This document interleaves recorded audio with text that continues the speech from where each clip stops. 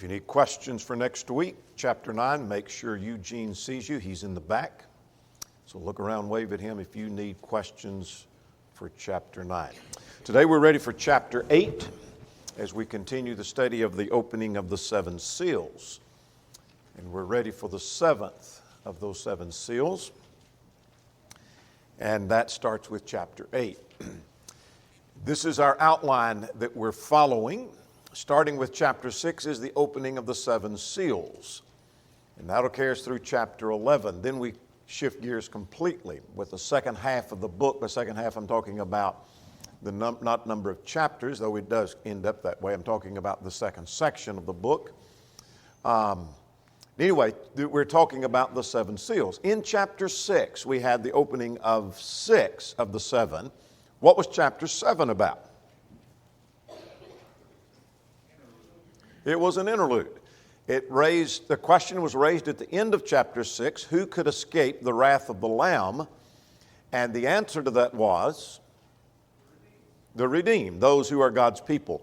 Numbered here as 144,000. We've talked about that. We won't go back into that, the significance of that. We'll see the 144,000 again in chapter 14.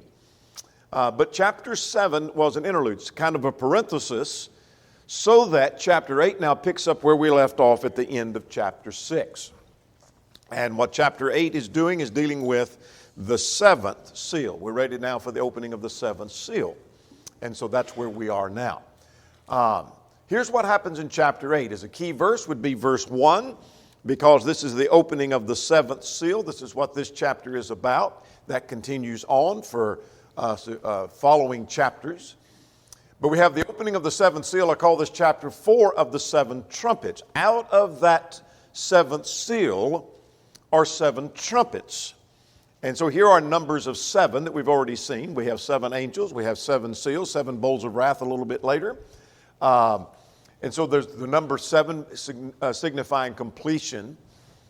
But the opening of the seventh seal, and there's 4 of those 7 trumpets that come out of that seventh seal. So 3 things happen here. The bulk of the message is found in chapter 8, verses 7 through 12 of those 4 seals. But the first 6 verses deals with the opening of the seventh seal and the preparation for the sounding of the trumpets. And then, at the ending of that 4th trumpet, there is an eagle flying, and your translation may say angel, we'll talk about the significance of that later, makes an announcement about the remaining woes, that things are going to get worse. And there is more yet to come and even worse to come. And we'll see the significance of that concerning the eagle a little bit later. So let's go to our questions before we go any further. Question number 1, what 3 things does John notice as the 7th seal is opened? All right, one thing is there's silence in heaven for a half an hour. What else did he notice? All right, there are 7 angels standing before God ready to sound the trumpet. They haven't sounded yet, not at this point. That doesn't start till verse 7. The third thing he notices was, all right, 7 trumpets were given to him in those 7 angels. But even in addition to that, there was another angel. And tell me about that angel. All right. So those were the 3 things that he noticed. He noticed there was silence for half an hour. He noticed, secondly, that there was 7 angels given 7 trumpets ready to sound, ready to blow their trumpets. And then there was another angel with a golden censer. And he mixes incense and it burns before God, and then he throws coals of fire upon the earth. We'll talk about the significance of that here in a second. All right, let's go to question number 2. What's the point in application to those who receive the book of the angel at the altar? All right, we've seen that earlier. We saw that in chapter 6, that the prayers of the saints are heard. Anything else? Question number 2. Yeah, there's judgment upon the earth. There are actually 2 things, and we'll talk about those 2 things if you didn't catch those as we come through that. All right, let's start with this opening of the 7th seal. Let's talk about the first 6 verses. And 3 things happen here that he takes note of. There's the silence, there's the 7 angels, and then another angel at the altar. So let's talk about the significance of those three things. There was silence in heaven for a half an hour.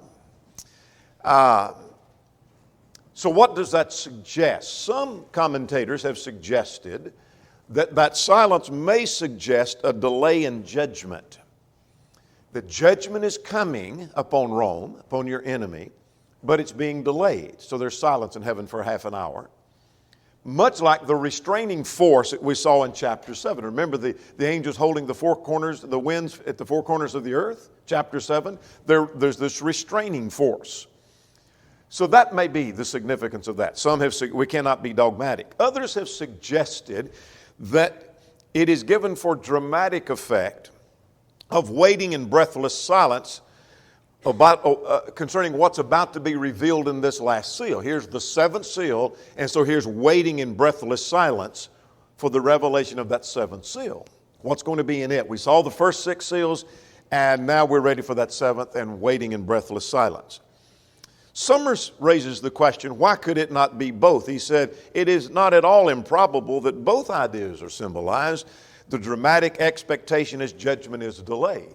And he may be right about that. Judgment is delayed. Judgment is coming upon your enemy.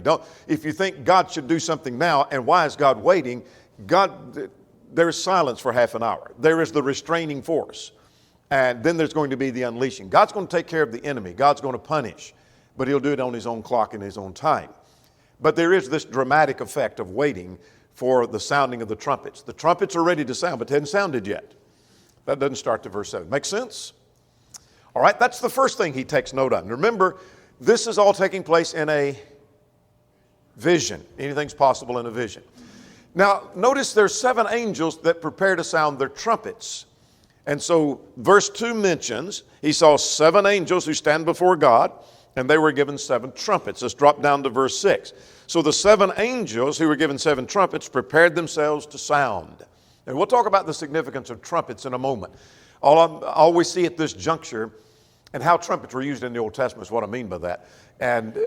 But at this point, 7 angels, the idea of completion, are ready to sound the 7 trumpets, and yet they have not sounded.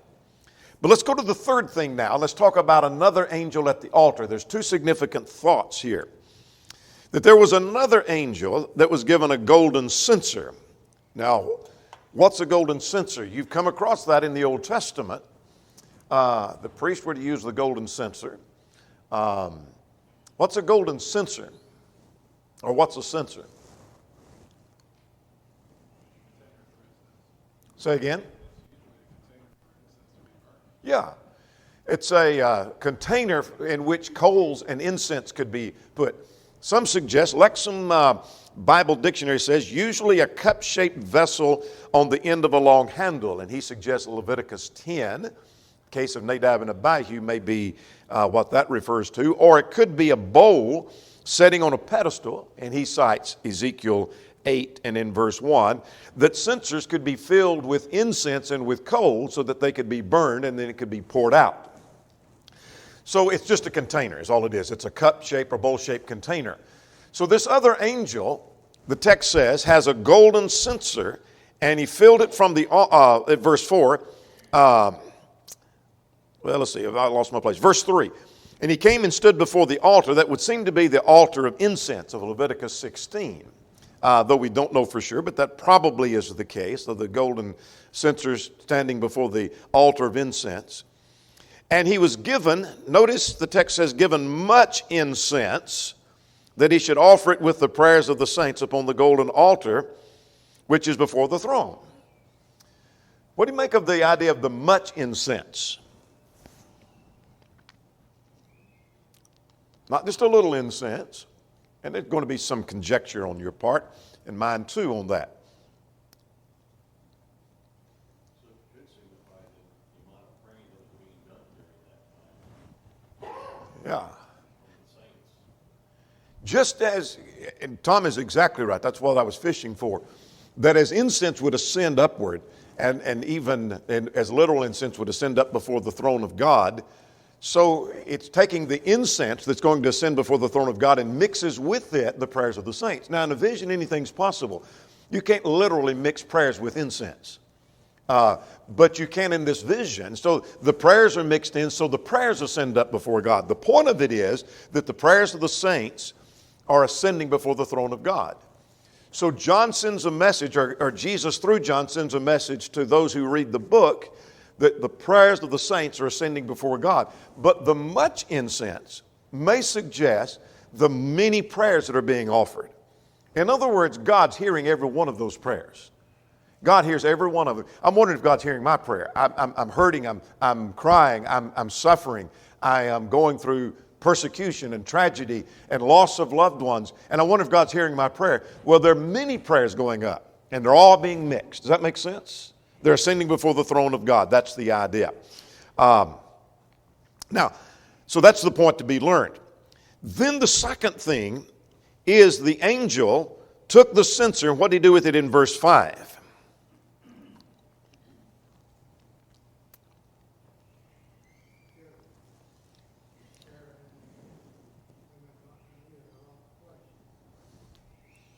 He took the censer and he filled it with fire from the altar. And what did he do with it? Threw it down to the earth, and there was noise, and there was lightning and an earthquake. And that would seemingly symbolize judgment upon earth, perhaps the enemy Rome. That he throws this the fire down to the earth, verse 5, and there's noises and thunder and lightnings and an earthquake. All of those are symbolic, seemingly, of some form of judgment upon Rome. So I take this to mean that the point is that the prayers of the saints is what prompted this judgment.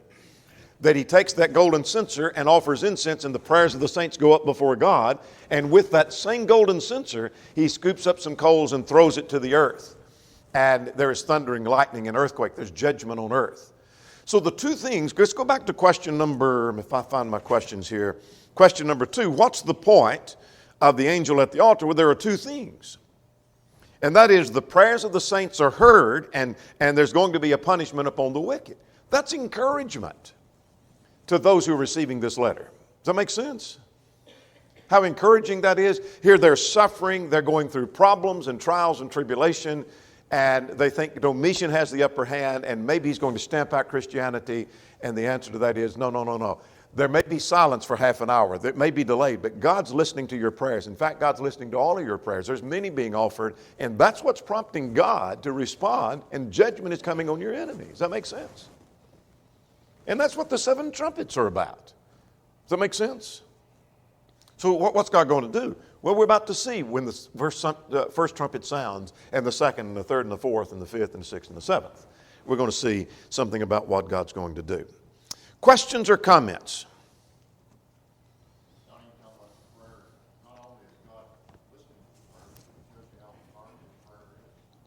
All right, very powerful. Very powerful. Through the prayers of the Christians, they are going to be victorious.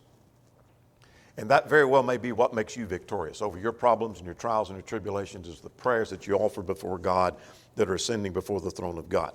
So verses 1 through 6 sets the stage for the sounding of the trumpets. This is these are dramatic scenes all through the book, but get the picture of John in this vision. He sees or hears silence for half an hour, and then I see 7 angels over here ready to sound, but they hadn't sounded yet. And then I saw this other angel, and he's mixing incense and prayers, and they go up before the throne of God, and then he casts judgment down upon earth. And now we're ready for the sounding of the first trumpet. Make sense?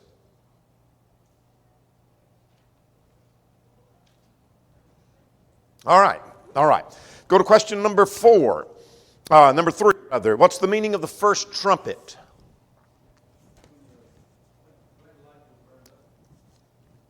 Plant life is burned up. All right? What else would you say? Question number 3. Yeah, perhaps natural calamity is one of the tools that God's going to use to bring down the Roman Empire, and that indeed he did. All right, so now we have the 4 trumpets are going to be sounded. This is the first 4. We have 7. We're only going to see 4 in our study today.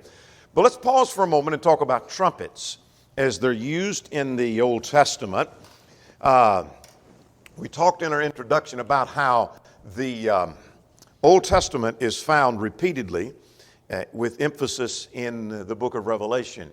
So those reading the book are going to come across terminology and usage of phrases and tools that are often reflected in the Old Testament. If we have no knowledge of the Old Testament, this book doesn't seem to make a lot of sense. So let's go now and look at just a few of these references. We don't have time to trace every single one of them. But trumpets were used to call an assembly. Let's go to the book of Numbers. Let's go to Numbers chapter 10 and beginning at verse 1. These were the silver trumpets that were to be made under the law of Moses. Make 2 silver trumpets. I'm reading at verse 2 for yourself, and you should make them with hammered work, etc. And then verse 3, when you blow them, all the congregation shall gather before the door of the tabernacle of the meeting. That's all I want you to see. Now that goes on down through verse 10. But it could be used, the trumpets were used to call an assembly together. Let's go to Ezekiel now, 33 and verse 3.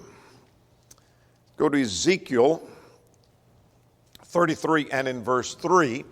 They were used to warn.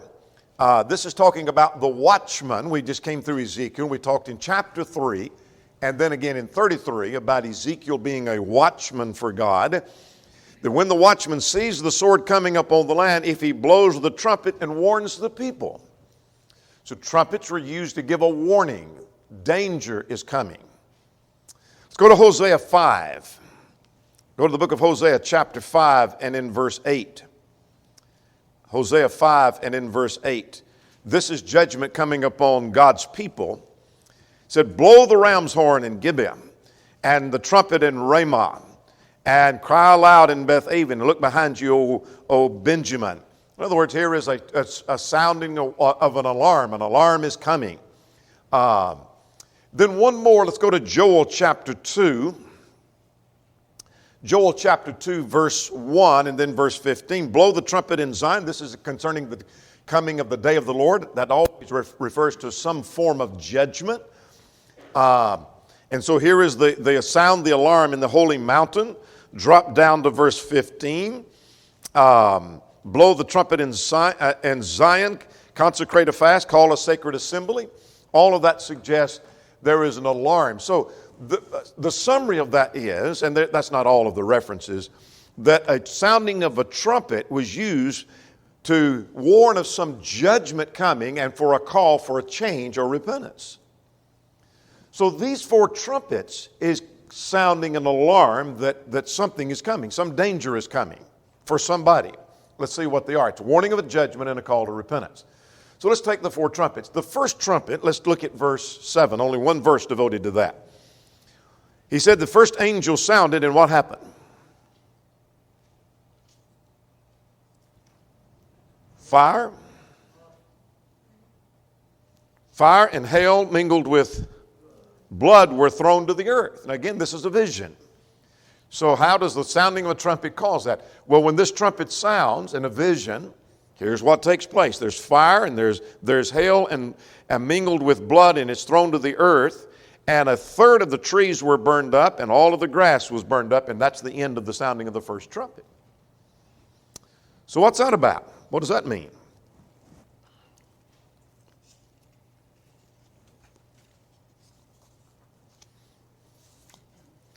You can't help but be reminded of the plagues of Egypt as you read that. If this was your first study of Revelation, you read that. I'm not saying it has a direct connection to the plagues of Egypt. I'm not saying he's even alluding to the plagues of Egypt. You can't help but think about the plagues of Egypt, if you're familiar with that, as you read about that. The plant life is all burned up. There's little doubt among students that has some reference to natural calamity.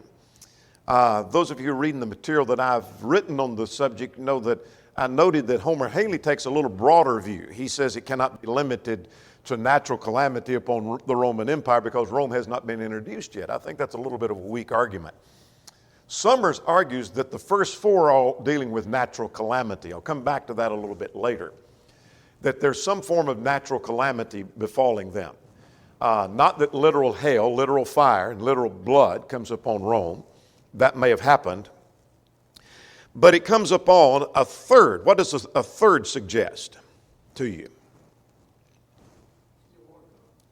There's still more to come. It's not complete. In other words, it's not total. It's not final. In other words, this is not this sounding of this first trumpet, whatever it involves, doesn't completely wipe Rome out. Does that make sense? And so God's going to bring this nation down. Now, there's a practical thing to learn about how God brings nations down historically. We'll say more about that at the end of our study. Let's go now to the sounding of the second trumpet. What's going on in the second trumpet? 2 verses given to this.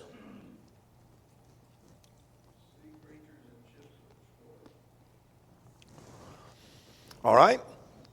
Something like a great mountain burning with fire was thrown into the sea. And so again, that's possible in a vision. So here's a great mountain, it's on fire, and it's thrown into the sea. What happens now? What's the result of that? All right. And the sea became blood, and a third of the creatures of the sea died, and the ships were destroyed. A third of the ships were destroyed. That may focus upon natural calamity, but this may focus more on the result of the natural calamity. Summers argues for that, and I think he's probably got a point, though I can't be dogmatic, nor could he.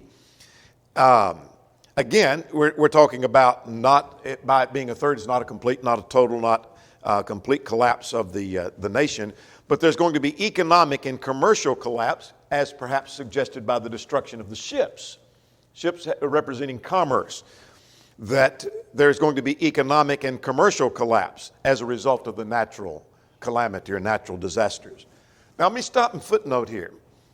I think we have some idea of what these trumpets may involve because we're learning how God brings this nation down. So you say, how do you get to that point? Let me methodically work through that. These 7 trumpets are talking about how God brings the enemy of God's people down, which is Rome at this time. So God's going to bring it down by what happens in the first, second, third, fourth, all the way down to the 7th trumpet. So let's push the text aside and let's go to history. And how did God bring Rome down historically? There was natural calamity, natural disasters. There was economic ruin, and there was external invasion.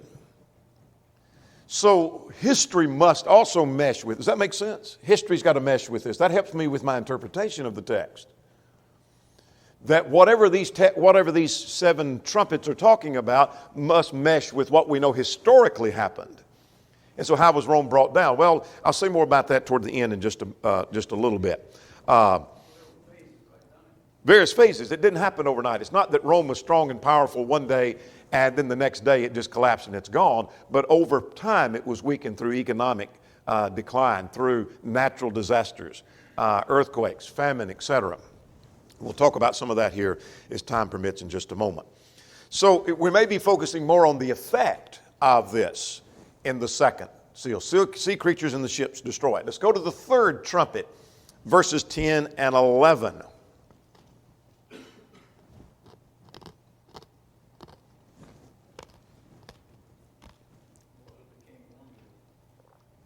Do what?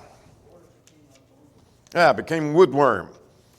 Question, if you're not following, question number 5, the meaning of the 3rd trumpet. What does that mean? Say again? Yeah, perhaps economic calamity befalling them. What's interesting here, and a leader falls apparently in this. Let me see what I put on that. Yeah, the downfall perhaps of leaders is because of perhaps this economic. Let's look at verse 10. The 3rd angel sounded, and a great star fell from heaven. Stick that in the back of your mind. For a moment, we'll come back to that. Burning like a torch, and it fell to the rivers and the springs of the water. And the name of the star is woodworm. A third of the waters became woodworm, and many men died from the water because it was made bitter. Well, let's stop and talk about woodworm here just for a little bit, and then we'll talk about the star falling. How was woodworm used in the Old Testament?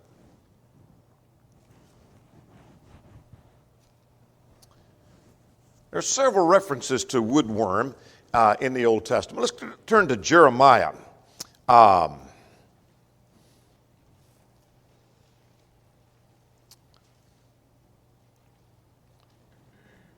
If I can get my Bible open here. Let's go to Jeremiah chapter 9 and look at verse 15, if I've got the right reference. What I want you to see is that woodworm, if you look up woodworm in a Bible dictionary or just an English dictionary or encyclopedia, it was a bitter plant that was very bitter to the taste. Very bitter plant. And in the Old Testament, it was used with reference to punishment of the idolaters. I don't know that that meant that they were made to eat woodworm, but it's the idea of a bitter consequence. Does that make sense? A bitter consequence as a result of sin. For example, let's look at Jeremiah chapter 9 and verse 15. Thus says the Lord of hosts, behold, I will feed them, this people, with woodworm and give them water of gall to drink. Because of their idolatry, because of their sin, I'm going to give them woodworm to eat. I don't think that literally means they ate woodworm, this bitterness, and that was the punishment, but their punishment is like unto eating of something it's going to be a very bitter consequence. Does that make sense? That's how that was used. Let's go to chapter 23, same book, Jeremiah 23, and then look at verse 15. Jeremiah 23, 15. Therefore, thus says the Lord of hosts concerning the prophets, behold, I will feed them with woodworm and make them drink water of gall. Same principle from the prophets of Jerusalem. So the prophets would make them. I don't know of a passage that tells me where prophets gave them literally, and I may have missed it, and if you can think of it, I'll entertain the passage, where the prophet literally gave them woodworm to drink or to eat. But it's the idea of, through the prophets, this message of a bitter consequence is going to be preached. Does that make sense? All right. That's how the woodworm was used in the Old Testament. So I think the point is that Rome is going to be made to drink waters that have been poisoned with woodworm because of their rebellion against God. Just like Judah, just like Israel, just like Egypt, just like other nations and Babylon, God's going to bring woodworm upon Rome because of their rebellion against God, because of what they've done to God's people. Now let's turn to Isaiah chapter 14. Isaiah chapter 14 is talking about Babylon and its king. And Isaiah 14 in verse 12, the fall of Lucifer. Something that has reference to Satan, and it doesn't. The context doesn't bear that out at all. It has reference to the king of Babylon, is who it refers to. How you've fallen from heaven, O King Lucifer, son of the morning. In other words, he's pictured as a star that's falling. And tie that with verse 13. For you said in your heart, I will ascend to heaven and exalt my throne above the stars of God. And so Lucifer, the king of Babylon, is like a star that has fallen. He's fallen from his powers, fallen from his brightness, fallen from his influence. And so this may have reference in this context of something that a change and a downfall of leadership. Leaders are falling as a result of a series of natural disasters. That could happen in any nation. If we have just a turn of events where there's natural disasters, whether they're to be blamed or not, we blame the president or we blame Congress because it all happened. And so leaders fall because of natural disaster. Is that making sense? So that may be what the third one is referring to. There seems to be the fall of a leader, and there's bitter consequences coming upon a nation. Questions or comments on the first three trumpets before we go to the fourth? Similar if I was reading this from John, I would have thought this bitterness means all their comforts that It is, yeah. As judgment falls upon them, it's going to soon come. Let's go to question number 6, the fourth trumpet. What's the meaning of the fourth trumpet?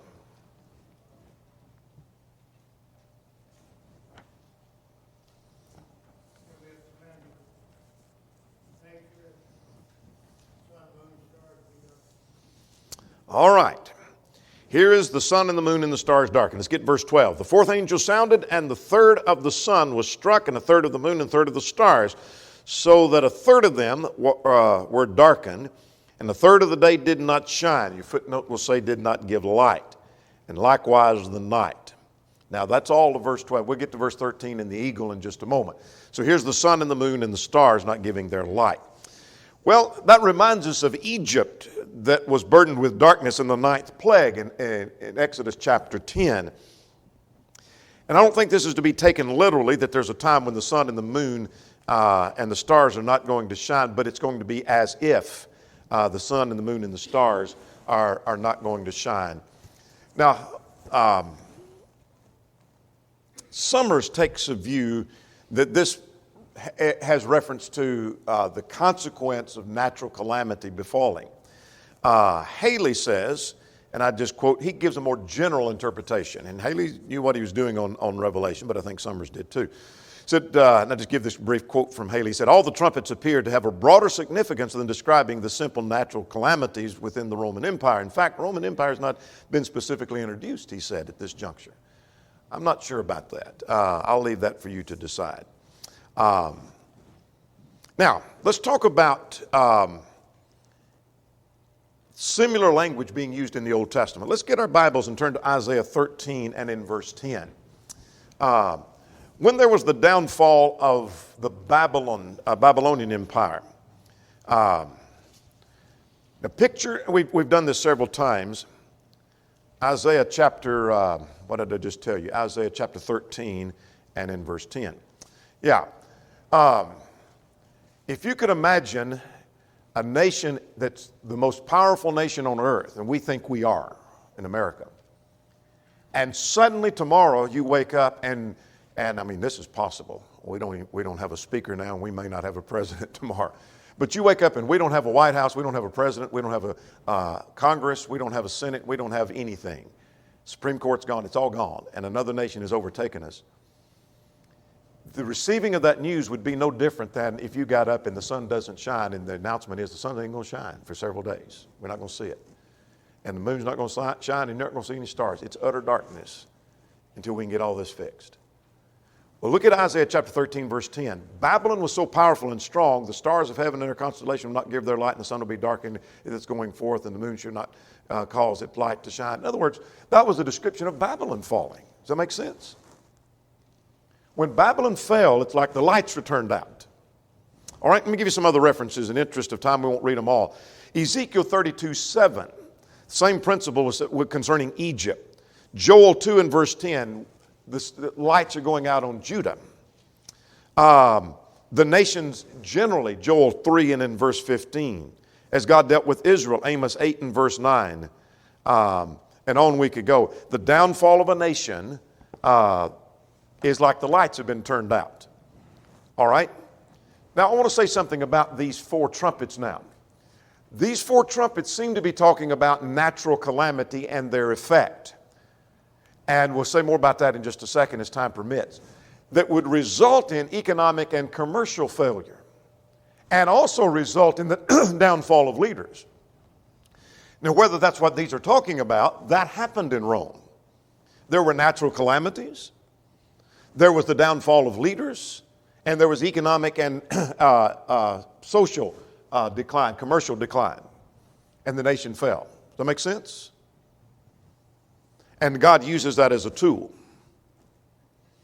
Let me quote from Summers. Summers says, all of these pictures of natural calamity are agents of destruction against Rome, the enemy of God's Christian people. One of the main things that led to the breaking down of the Roman Empire was a series of natural calamities causing disaster over the empire, earthquake, volcanic eruptions, and floods, etc. Harkrider suggests that Rome's demise, natural calamity, eternal rottenness, and outside invasion were the three main tools that God used, and we'll say more about that here in a second.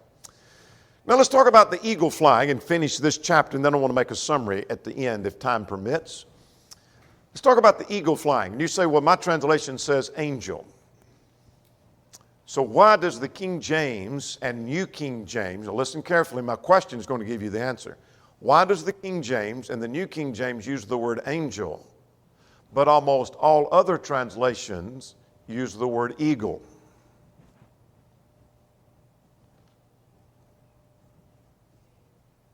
I embedded the answer in that question. It is a matter of, not translation, it's a textual issue. Which Greek text? Was it the minority or majority text? We talk about that often. That's why there's a difference sometimes in the King James, New King James, and all others. They're based, and the American Standard was a revision of the King James, by the way. I lost my train of thought. It's a textual issue, which text? And it seems like, and it's more than just the minority text, there's a little more influence of that. It seems like but the eagle is the idea. And I mention that because an eagle was a sign of vengeance and disaster. For example, let's look at Hosea. Let's look at a couple of references here. Hosea chapter 8 and in verse 1. I just get one or two of these in the interest of time. An eagle was used with reference to the announcement. Hosea chapter 8, let's get that in verse 1. Set the trumpet to your mouth.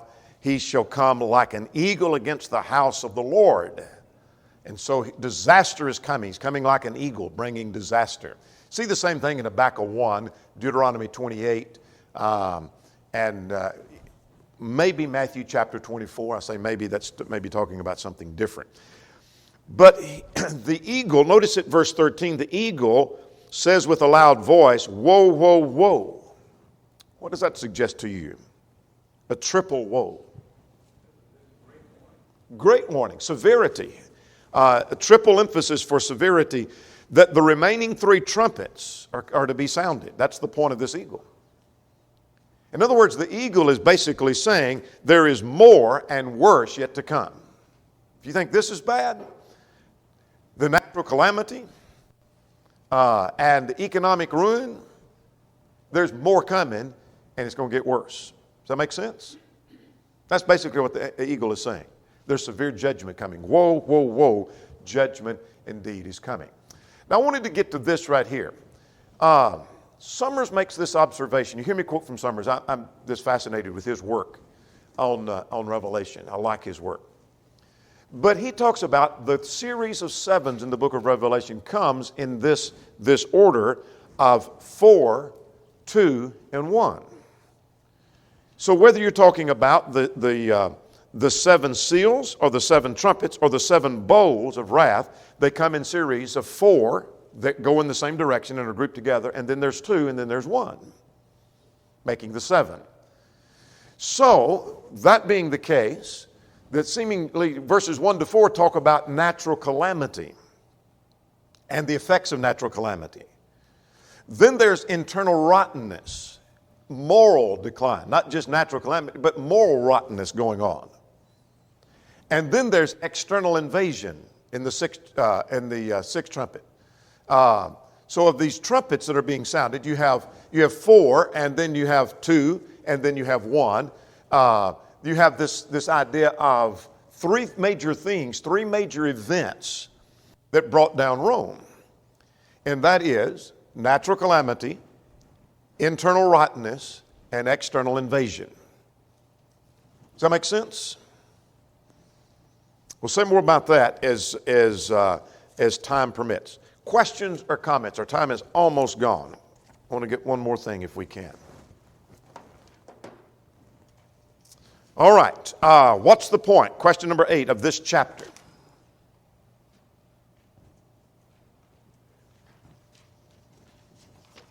If I learn anything, I'm learning God is going to vindicate His people. Would you agree? God's listening to their prayers. God's not only going to vindicate His people, God's going to bring judgment against the enemies of God's people. Would you agree with that? We learn those 2 things from that. All right. Here's something very practical. Let's go to question number 8, practical lessons, and let me start with one, lest we not have time to get to this one. I'll learn a very practical thing about how God brings down a nation. You say, I'm wondering, you look at how corrupt our own nation is, and we've allowed abortion in this country, and that's just a sampling, but there's all kinds of corruption in this. Why doesn't God bring down this nation? He very well may be bringing it down right now. He may bring, and how's he doing it? Well, start with this fifth trumpet, the internal rottenness. We'll get to that next time. We're rotten to the core within.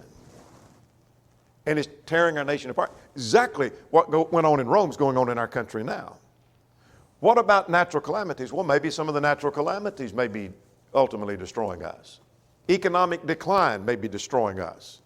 I don't know about the external invasion yet, but God can bring down a nation. So God may be working on our nation right now. I don't know. Does that make sense? God may be bringing punishment now. So we're rotten to the core within. Anything else on question number, whatever that was, the last one, practical lessons? We are being invaded, Donnie. Well, yeah, we are. We're being invaded from the south. Yeah, across the southern border, we are. And we have been before. So God can bring down Rome, He can bring down Babylon, He can bring down our nation too. So we need not get too big for our britches. Chapter 9, next time.